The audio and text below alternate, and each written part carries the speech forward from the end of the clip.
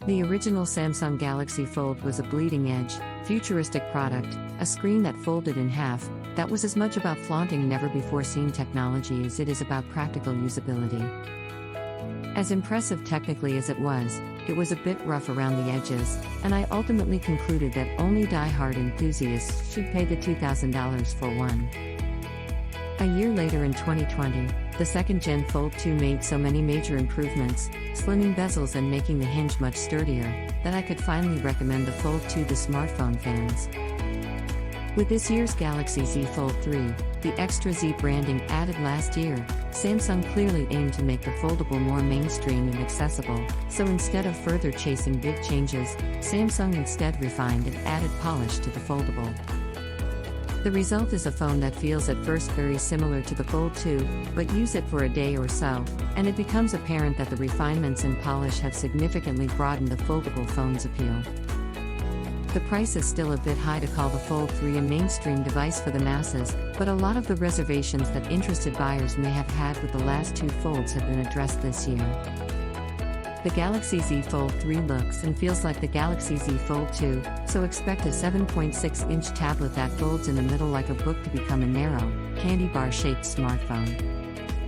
The Fold 3's brains got the usual annual processor upgrade to a Snapdragon 888, and the outside, non-folding, screen sees its refresh rate double to 120 Hz from last year. The inside screen has a new film material that feels less plasticky than before and more like glass. That's about it as far as noticeable, tangible differences. The camera system, type of memory used, screen resolution and dimensions remain unchanged from last year's Fold 2.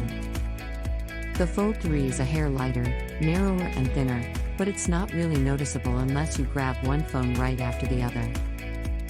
If you've held a Fold 2, you already know how the Fold 3 feels in the hand. This is not a bad thing. I love the versatility of the Fold 3 and Fold 2. When closed, it's a small phone I can use with one hand easily. Unfolded, it's a small tablet that shows more information than any smartphone.